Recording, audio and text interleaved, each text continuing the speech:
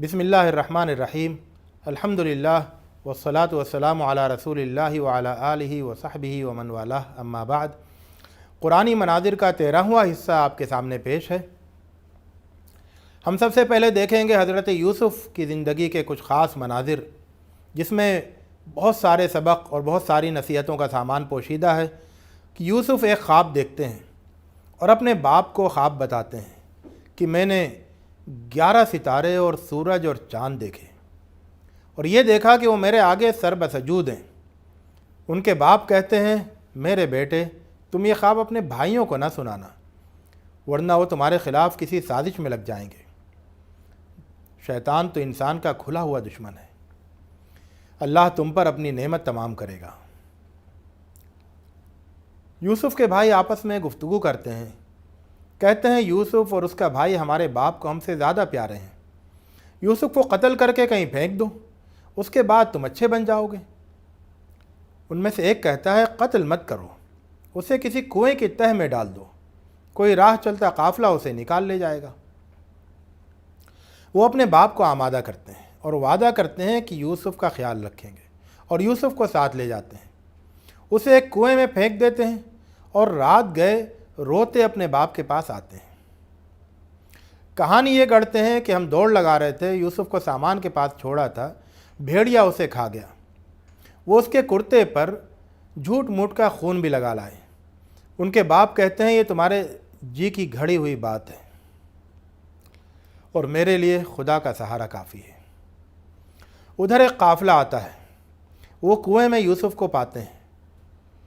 ادھر ایک قافلہ آتا ہے، قافلے کے لوگ کنویں میں یوسف کو پاتے ہیں، خوشی کا اظہار کرتے ہیں، اسے ایک پونجی بنا کر محفوظ کر لیتے ہیں اور ایک معمولی رقم یعنی کچھ درہموں کے عوض بیچ دیتے ہیں۔ جس شخص نے یوسف کو خریدا وہ اپنی بیوی کو اس کا خیال رکھنے کی تاکید کرتا ہے۔ پھر جب یوسف پختگی کی عمر کو پہنچتے ہیں تو اللہ انہیں حکمت اور علم عطا فرماتا ہے۔ یوسف جوان ہوتے ہیں تو ان پر گھر والی ڈورے ڈالنے لگتی ہے۔ ایک دن یہ ہوا کہ اس نے دروازے بلند کر لیے اور انہیں بلایا۔ وہ بولے معاذ اللہ، میرے رب نے مجھے بہترین ٹھکانہ دیا ہے، ظلم کرنے والے فلاں نہیں پاتے۔ عورت نے تو گناہ کا ارادہ کر ہی لیا تھا، یوسف بھی گناہ کا ارادہ کر لیتے، لیکن انہوں نے تو اپنے رب کی برہان دیکھ لی تھی۔ چنانچہ یہ ہوتا ہے کہ وہ دونوں دروازے کی طرف جھپٹتے ہیں اور وہ یوسف کا کرتا پیچھے سے پھاڑ دیتی ہے اور دونوں اس کے شوہر کو دروازے پر پاتے ہیں۔ وہ کہتی ہے کہ جو تیری بیوی کے ساتھ برائی کا ارادہ کرے اس کی سزا جیل اور اس کی تکلیف دہ سزا کے سوا کیا ہو سکتی ہے؟ یوسف کہتے ہیں اسی نے مجھے پھسلانے کی کوشش کی۔ اس کے خاندان میں سے ایک شخص جو اس وقت وہاں آ گیا تھا، اس نے کہا کہ اگر یوسف کا کرتا آگے سے پھٹا ہوا ہو تو وہ سچی اور یہ جھوٹے، اور اگر پیچھے سے پھٹا ہو تو پھر یہ سچا ہے۔ دیکھا گیا کہ کرتا پیچھے سے پھٹا تھا، چنانچہ یوسف کی بے گناہی ثابت ہو گئی۔ شہر میں کچھ عورتیں چیمہ گوئیاں کرنے لگیں کہ عزیز کی بیوی اپنے غلام پر ڈولے ڈال رہی ہے، عزیز کی بیوی اپنے غلام پر ڈورے ڈال رہی ہے اور اس کی عاشق ہو گئی ہے، لیکن وہ سراسر ناکام ہے۔ جب اس نے ان کی یہ باتیں سنی تو انہیں بلا بھیجا اور ان کے لیے نشست گاہ آراستہ کی اور ہر ایک کو سامان آرائش دے دیا اور یوسف سے کہا کہ ان کے سامنے آؤ۔ جب انہوں نے یوسف کو دیکھا تو اس کو بڑا جانا اور سارے داؤ چلی اور پھر بول اٹھی کہ انسان نہیں یہ تو فرشتہ ہے، انسان نہیں یہ تو فرشتہ ہے، یزدانی ہے۔ وہ عورت بولی کہ یہی ہے جس کے بارے میں تم مجھے ملامت کر رہی تھی۔ یقیناً میں نے اس پر ڈورے ڈالے، لیکن یہ صاف بچ نکلا۔ اگر اس نے میری نہ مانی تو ضرور جیل میں جا کر رسوا ہوگا۔ اس پر یوسف کہتے ہیں کہ اے میرے رب، قید خانہ مجھے اس سے زیادہ محبوب ہے جس کی طرف یہ مجھے بلا رہی ہیں۔ اگر تو نے ان کے چرتر کو مجھ سے دفع نہ کیا تو میں ان کی طرف مائل ہو جاؤں گا۔ یوسف قید خانے آ جاتے ہیں، ان کے ساتھ 2 اور جوان بھی آتے ہیں۔ دونوں یوسف کی سیرت و کردار سے بہت متاثر ہوتے ہیں۔ ایک دن ان میں سے ایک کہتا ہے میں نے خواب دیکھا کہ میں شراب نچوڑ رہا ہوں۔ دوسرا کہتا ہے کہ میں نے خواب دیکھا کہ اپنے سر پر روٹی اٹھائے ہوا ہوں۔ جس میں سے چڑیاں کھا رہی ہیں۔ آپ بھلے آدمی لگتے ہیں، تعبیر بتا دیں۔ یوسف نے کہا کھانا آنے سے پہلے میں تعبیر بتا دوں گا۔ اس کے بعد یوسف ان دونوں کو بڑی شفقت و محبت اور حکمت و دانائی سے توحید کی دعوت دیتے ہیں اور پھر خواب کی تعبیر بھی بتاتے ہیں کہ ایک اپنے آقا کو شراب پلائے گا تو دوسرے کو سولی دے دی جائے گی اور پرندے اس کے سر کو نوچ کر کھائیں گے۔ جس کے بارے میں خیال تھا کہ وہ چھوٹ جائے گا، اس سے یوسف نے یہ بھی کہا کہ اپنے آقا سے میرا ذکر کر دینا، لیکن شیطان نے اسے بھلا دیا اور کئی سال گزر گئے۔ ایک دن بادشاہ خواب میں دیکھتا ہے کہ 7 موٹی گائیں ہیں جنہیں 7 دبلی گائیں کھا رہی ہیں اور 7 سبز بالیاں ہیں اور دوسری 7 خشک ہیں۔ بادشاہ نے خواب کی تعبیر پوچھی، لیکن اس کے خواب کی تعبیر کوئی نہیں بتا سکا۔ اس وقت اس پرانے قیدی کو یاد آتا ہے اور وہ کہتا ہے میں تعبیر کا انتظام کرتا ہوں، مجھے یوسف کے پاس جانے دو۔ اس نے جا کر یوسف سے خواب کی تعبیر پوچھی۔ یوسف نے بتایا کہ تم 7 سال برابر کاشت کرو گے، تو جو فصل کاٹو اس میں سے قلیل مقدار کے علاوہ جو تم کھاؤ باقی بالیوں میں چھوڑ دو۔ پھر 7 سخت سال آئیں گے جو تھوڑا چھوڑ کر سارے بچائے ہوئے غلے کو چٹ کر جائیں گے۔ پھر اس کے بعد ایک ایسا سال آئے گا جس میں لوگوں کو خوشحالی ملے گی اور اس میں وہ رس نچوڑیں گے۔ بادشاہ نے یوسف کو بلا بھیجا، لیکن یوسف نے کہا کہ عورتوں کے معاملے کی تحقیق کی جائے۔ عورتوں سے پوچھا گیا تو انہوں نے یوسف کی پاکیزگی اور پاک دامنی کی گواہی دی۔ عزیز کی بیوی نے بھی اپنی غلطی اور یوسف کی پاک دامنی کا اعتراف کیا۔ بادشاہ سے یوسف کی بات ہوئی۔ بادشاہ نے ان سے کہا کہ اب تم ہمارے یہاں بامنصب اور معتمد ہو۔ یوسف نے کہا مجھے ملک کے خزانوں پر متعین کر دیں، میں اچھی طرح دیکھ بھال کر سکتا ہوں اور میں باخبر بھی ہوں۔ اور یوں یوسف امور سلطنت اپنے ہاتھ میں لے لیتے ہیں۔ ایک دن یوسف کے بھائی آتے ہیں۔ یوسف نے انہیں پہچان لیا مگر وہ نہیں پہچان سکے۔ انہوں نے ان کا سامان تیار کر دیا اور کہا اب کے اپنے باپ کے پاس سے اپنا کوئی بھائی لے آنا، دیکھو میں پورا غلہ دیتا ہوں اور بہترین میزبانی کرتا ہوں، اور اگر نہیں لائے تو غلہ نہیں ملے گا اور پھر میرے پاس نہ پھٹکنا۔ انہوں نے کہا ہم ضرور اس کے باپ کو راضی کریں گے۔ یوسف اپنے نوجوانوں سے کہتے ہیں کہ ان کا دیا ہوا مال ان کے سامان میں ڈال دو، وہ گھر لوٹنے کے بعد شاید اسے پہچانیں اور پھر لوٹیں۔ ان لوگوں نے جا کر ساری صورتحال باپ کے سامنے رکھ دی اور بھائی کو لے جانے پر باپ کو کسی طرح آمادہ کر لیا۔ پھر جب وہ یوسف کے پاس گئے تو یوسف نے اپنے بھائی کو خاص اپنے پاس جگہ دی اور بھرپور تسلی دی۔ پھر جب سامان تیار ہو گیا تو کٹورا اپنے بھائی کے سامان میں رکھ دیا۔ کچھ دیر کے بعد ایک منادی نے پکارا کہ تم لوگ چور ہو، ہم شاہی پیمانہ تلاش کر رہے ہیں، جو اسے لائے گا اس کے لیے 1 اونٹ کے بوجھ برابر غلہ ہے۔ انہوں نے کہا ہم تو چور نہیں ہیں۔ پوچھا اگر چوری پکڑی گئی تو کیا سزا ہوگی؟ انہوں نے کہا جس کے کجاوے میں ملے اسی کو سزا میں دھر لیا جائے۔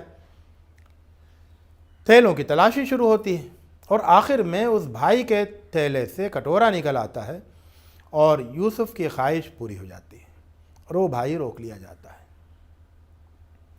وہ سب بہت منت سماجت کرتے ہیں کہ اس کے باپ بوڑھے ہو گئے ہیں، اس کو جانے دیں، ہم میں سے کسی کو روک لیں، لیکن یوسف کہتے ہیں کہ یہ تو ظلم ہوگا۔ اس پر سب سے بڑا بھائی وہیں رک جاتا ہے اور کہتا ہے کہ تم سب جاؤ اور صورتحال باپ کو بتاؤ۔ جب انہوں نے جا کر صورتحال باپ کو بتائی تو باپ نے کہا ہائے یوسف، اور غم سے ان کی آنکھیں سفید ہو گئیں اور کہا جاؤ یوسف اور اس کے بھائی کو تلاش کرو، اللہ کی رحمت سے مایوس مت ہو۔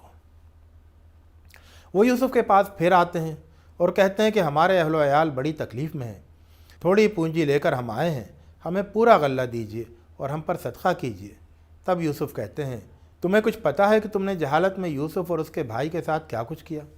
وہ بولے اچھا تو آپ ہی یوسف ہیں، اور پھر اپنی غلطی کا اعتراف کیا۔ یوسف نے انہیں معاف کیا اور اپنا کرتا دیا کہ جاؤ میرے باپ کے چہرے پر ڈال دو، ان کی بصارت لوٹ آئے گی اور سب اہل خانہ کو لے کر آؤ۔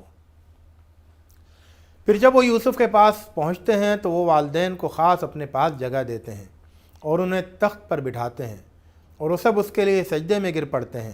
یوسف شروع سے اب تک اپنے رب کی نعمتوں کا تذکرہ کرتے ہیں اور دعا کرتے ہیں کہ تو ہی دنیا و آخرت میں میرا کارساز ہے، مجھے اسلام پر وفات دے اور نیکوکاروں کے زمرے میں مجھے شامل کر۔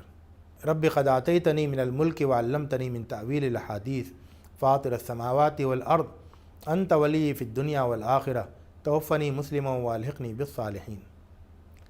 اس کے بعد آفاق و انفس کے کچھ مناظر کا مشاہدہ کریں کہ اللہ ہی ہے جس نے آسمانوں کو بلند کیا بغیر ایسے ستونوں کے جو تمہیں نظر آئیں، پھر وہ اپنے عرش پر جلوہ افروز ہوا اور اس نے سورج اور چاند کو مسخر کیا، ان میں سے ہر ایک وقت معین تک گردش کر رہا ہے، وہ کائنات کا انتظام فرماتا ہے۔ وہی ہے جس نے زمین کو بچھایا اور اس میں پہاڑ اور دری بنائے اور ہر قسم کے پھلوں کی دو دو قسمیں پیدا کی، وہ رات کو دن پر اڑا دیتا ہے۔ زمین میں پاس پاس کے خطے ہیں، انگوروں کے باغ ہیں، کھیتی ہے اور کھجور کے درخت ہیں، سب ایک ہی پانی سے سیراب ہوتے ہیں، لیکن ہم ذائقے میں ایک کو دوسرے سے برتر بنا دیتے ہیں۔ وہی دکھاتا ہے تمہیں بجلی جو خوف بھی پیدا کرتی ہے اور امید بھی، اور ابھارتا ہے بوجھل بادلوں کو۔ اس کے ڈر سے بجلی کی گرج اور فرشتے اس کی حمد کے ساتھ اس کی تسبیح کرتے ہیں، اور وہ بھیجتا ہے بجلی کے کڑکے اور ان کو جن پر چاہتا ہے نازل کر دیتا ہے۔ آسمانوں اور زمین میں جو بھی ہے سب خدا ہی کو سجدہ کرتے ہیں، وہ بھی اور ان کے سائے بھی، صبح اور شام۔ اس نے آسمان سے پانی برسایا تو وادیاں اپنی وسعت کے مطابق بہہ پڑیں، پھر سیلاب نے ابھرتے ہوئے جھاگ کو اٹھا لیا، اور اسی طرح کا جھاگ ان چیزوں کے اندر سے بھی ابھرتا ہے جن کو یہ زیور یا اسی قسم کی کسی اور چیز بنانے کے لیے آگ میں تپاتے ہیں۔ اسی طرح اللہ حق اور باطل کو ٹکراتا ہے تو جھاگ تو بے مصرف ہو کر اڑ جاتا ہے، لیکن جو چیز لوگوں کو نفع پہنچانے والی ہوتی ہے وہ زمین میں ٹک جاتی ہے۔ کافروں کے اعمال کی ایک تمثیل دیکھیں کہ ان لوگوں کے اعمال کی تمثیل جنہوں نے اپنے رب کے ساتھ کفر کیا یہ ہے کہ جیسے راکھ ہو جس پر آندھی کے دن باد تن چل جائے، جو انہوں نے کمائی کی ہوگی اس میں سے کچھ بھی ان کے پلے نہیں پڑے گا، یہی گمراہی میں دور نکل جانا ہے۔ کلمہ طیبہ اور کلمہ خبیثہ کی تمثیل ملاحظہ فرمائیں کہ کیا تم نے غور نہیں کیا کس طرح تمثیل بیان فرمائی اللہ نے کلمہ طیبہ کی۔ وہ ایک شجر طیبہ کے مانند ہے جس کی جڑ زمین میں جمی ہوئی ہے اور جس کی شاخیں فضا میں پھیلی ہوئی ہیں، وہ اپنا پھل ہر فصل میں اپنے رب کے حکم سے دیتا رہتا ہے۔ اور کلمہ خبیثہ کی تمثیل ایک شجر خبیثہ کی ہے جو زمین کے اوپر ہی سے اکھاڑ لیا جائے، اسے ذرا سا بات حاصل نہ ہو۔ ابراہیم علیہ السلام کی ایک دعا کا منظر کہ جب ابراہیم نے دعا کہ اے میرے رب اس سرزمین کو پرامن بنا اور مجھ کو اور میری اولاد کو اس سے بچا کہ ہم بتوں کو پوجیں۔ اے میرے رب ان بتوں نے ایک خلق کثیر کو گمراہ کر رکھا ہے، تو جو میری پیروی کرے وہ تو مجھ سے ہے، اور جو میری نافرمانی کرے تو غفور و رحیم ہے۔ اے ہمارے رب میں نے اپنی اولاد میں ایک بن کھیتی کی وادی میں تیرے محترم گھر کے پاس بسایا ہے۔ اے ہمارے رب تاکہ وہ نماز کا احترام کریں تو لوگوں کے دل ان کی طرف مائل کر دے اور ان کو پھلوں کی روزی عطا فرما تاکہ وہ تیرا شکر ادا کریں۔ ربنا انک تعلم ما نخفی وما نعلن وما يخفى على الله من شيء في الارض ولا في السماء رب اجعلني مقيم الصلاة ومن ذريتي ربنا وتقبل دعاء ربنا اغفر لي ولوالدي وللمؤمنين يوم يقوم الحساب وآخر دعوانا ان الحمد لله رب العالمين۔